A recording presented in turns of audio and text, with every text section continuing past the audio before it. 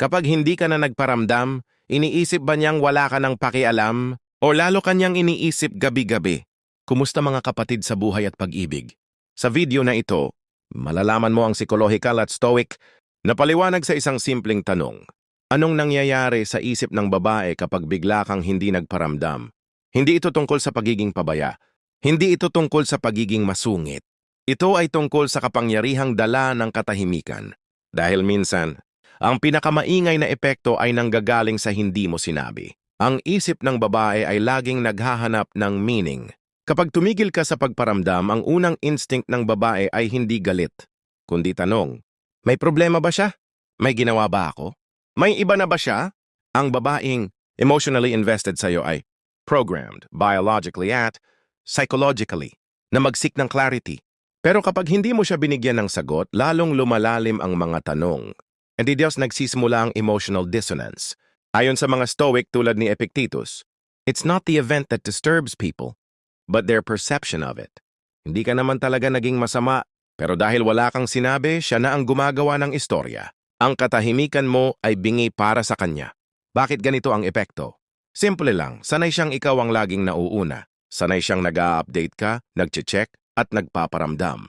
Pero ngayon bigla kang naging stoic, tahimik, kalmado, at hindi nagpapadala sa emosyon. Kaya kahit hindi ka nagsasalita para sa kanya parang sumisigaw ka, may mali, may kulang, may kailangan akong gawin para bumalik siya.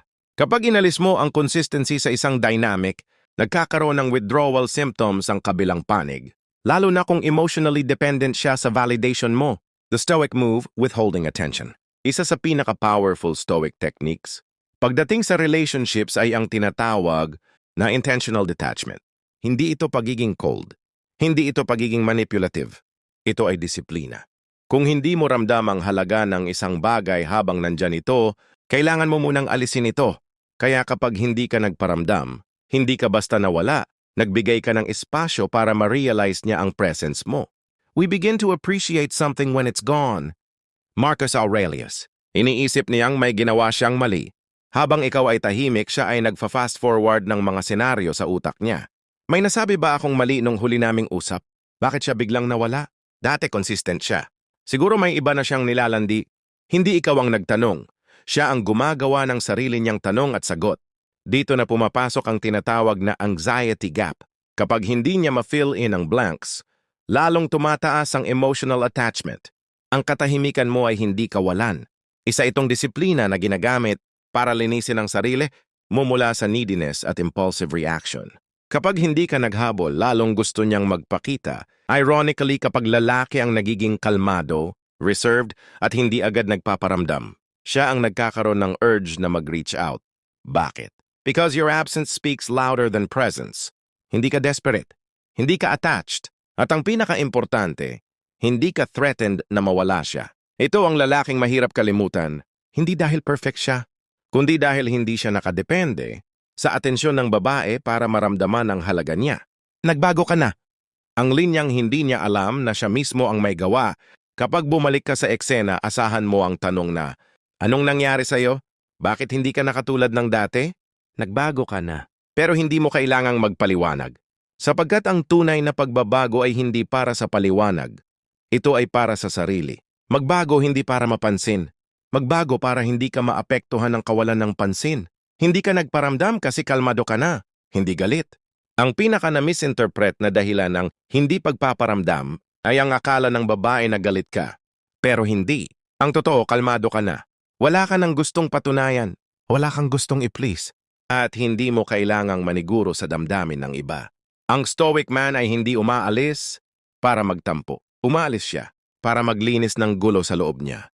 The shift, sa umpisa siya ang laging may choice.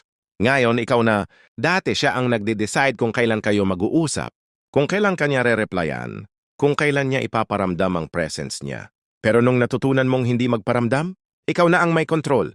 Ngayon, ikaw ang pinagmamasdan. Ikaw ang iniisip. Ikaw ang pinaghihinalaan. At ikaw na ang hindi niya mabasa. At ang taong hindi mo mabasa, yon ang hindi mo makalimutan. Kaya sa mga lalaki diyan na napapagod sa kaka-adjust, tandaan, hindi ka kailangang magpaliwanag sa katahimikan mo.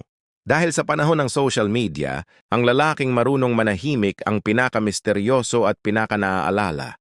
Huwag kang matakot hindi magparamdam. Minsan ang katahimikan mo ang pinakamalakas mong sagot. Akala mo okay lang siya? Pero sa bawat araw na hindi ka nagpaparamdam, unti-unti siyang nauubos sa pag-iisip kung bakit. Unconcerned, yung akala nila wala lang. Sa unang araw o linggo nang hindi mo pagpaparamdam, natural lang na sabihin ng babae, okay lang yan, busy lang siguro siya.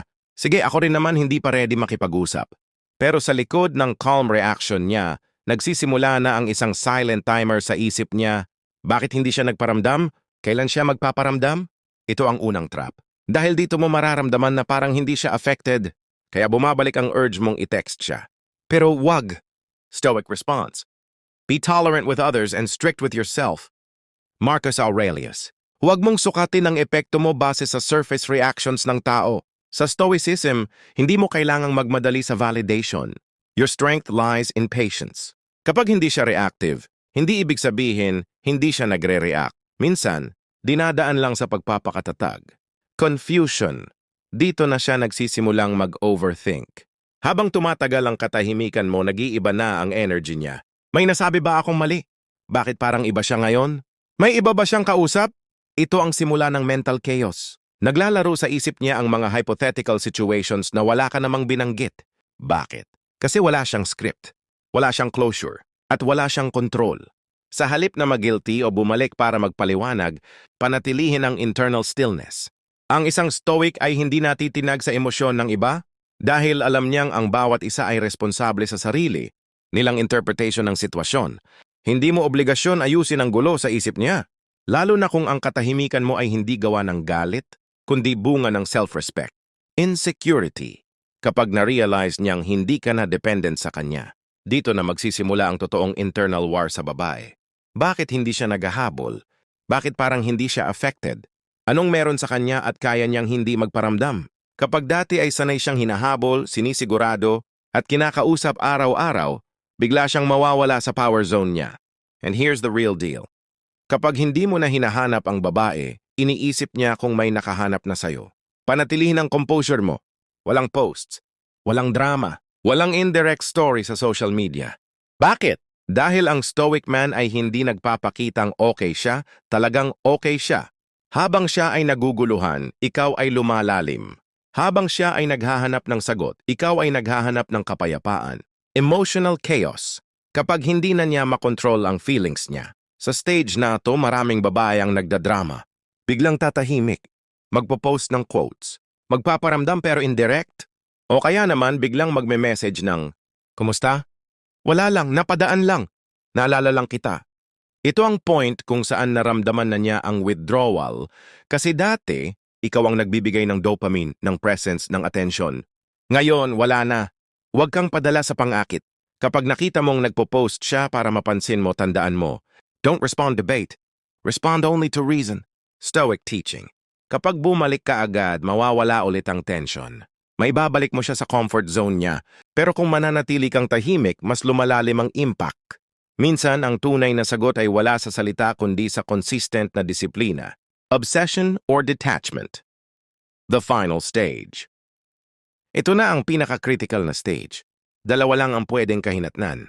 Obsession. Gagawa siya ng paraan para kausapin ka, balikan ka o i-reconnect ang sarili niya sa'yo. Detachment. Kung sobrang tagal, mong nawala at hindi mo rin binigyan ng sense of direction ang kilos mo, pwedeng tuluyan siyang mawala. Pero hindi nang walang iniwang marka. Ang babaeng umabot sa detachment ay babaeng may tanong na hindi nasagot. Kapag bumalik siya, assess kung babalik ka para sa tamang rason. Hindi dahil sa ego, kundi dahil sa value. Kung hindi na siya babalik, tanggapin mo ng may dignity. You only lose what you cling to. Ang stoic na lalaki ay hindi umaasa sa resulta. Nagtitiwala siya sa proseso. At ang katahimikan niya ay hindi gamit para makuha ang babae, kundi disiplina para makuha ang sarili niya. 5 emotional stages. Kapag hindi ka nagparamdam, 1. Unconcerned. Okay lang yan. 2. Confusion. May mali ba? 3. Insecurity. May mas mahalaga ba kaysa sakin? 4. Emotional chaos. Kailangan ko ng sagot. 5. Obsession. Detachment. Babalikan ko ba siya o bibitawan ko na? Lahat ng yan ay produkto ng iyong katahimikan. Kapag pinili mong hindi magparamdam, huwag lang para mapansin. Huwag lang para magpamis. At huwag lang para mag-power trip. Gawin mo ito dahil kailangan mo ng distansya para mas makilala ang sarili mo. Kapag ang dahilan ng katahimikan mo ay self-respect at inner peace, kahit anong reaksyon ng babae, panalo ka pa rin. Kung naranasan mo na rin to, comment mo lang sa baba. Tahimik kaya nakakaakit? At tandaan, sa panahon ng oversharing, ang lalaking marunong manahimik ang pinakamahirap kalimutan. Hanggang sa susunod kapatid.